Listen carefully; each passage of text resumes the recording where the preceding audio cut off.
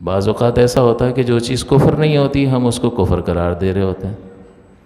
اب غیر کفر کو کفر قرار دینا یہ بہت بڑا جرم ہے، تو لہٰذا ضرورت اس امر کی ہے کہ ہم سمجھیں بھی تو صحیح ایمان کس کو کہتے ہیں اور کفر کس کو کہتے ہیں۔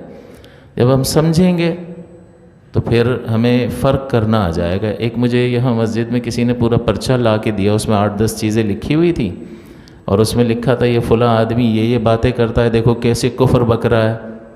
جب میں نے وہ پرچہ پڑھا تو اس میں ایک بھی بات کفر نہیں تھی۔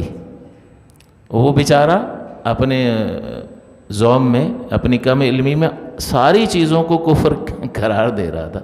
تو اس کا مطلب یہ ہے کہ ہمیں ایمان اور کفر کا مطلب معلوم نہیں ہوتا، اور بس اپنے ذہن سے حکم لگا رہے ہوتے ہیں۔ اپنے ذہن سے بغیر علم کے حکم لگانا یہ بہت بڑی جرت ہوتا ہے، اور اسلام اور کفر کا مسئلہ بڑا سنگین ہے۔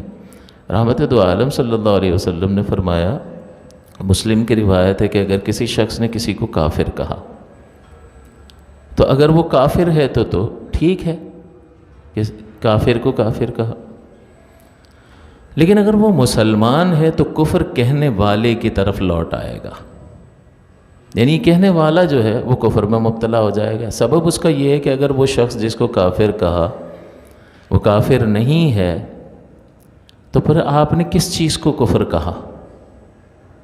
اصل تو انسان مومن یا کافر ہوتا ہے سوچ اور فکر کے ساتھ۔ اس جسم کے اس ڈھانچے کو تو کافر نہیں کہہ رہے ہوتے نا، اس گوشت اور ہڈیوں کے مجموعے کو تو کافر نہیں کہہ رہے ہوتے۔ وہ سوچ اور فکر جو یہاں ہے، اگر وہ اسلامی سوچ اور فکر ہے، اسلامی عقیدے ہیں، تو وہ مسلمان ہے، اور اگر یہاں سوچ اور فکر اور عقیدے اسلام کے مخالف ہیں تو وہ مسلمان نہیں ہے۔ تو اصل عقیدے کی بات ہوتی ہے۔ عقیدہ انسان کو مسلمان بھی بناتا ہے، اور عقیدہ ہی انسان کو دائرہ اسلام سے نکال بھی دیتا ہے یا گمراہی میں مبتلا بھی کر دیتا ہے۔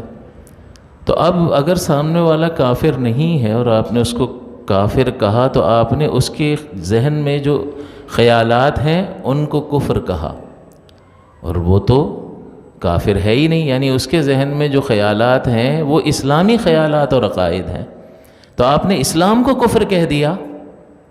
اس کا مطلب یہ ہوا کہ اسلام کو کفر کہنا خود کفر ہے، لہٰذا کفر کہنے والے کی طرف لوٹ آئے گا۔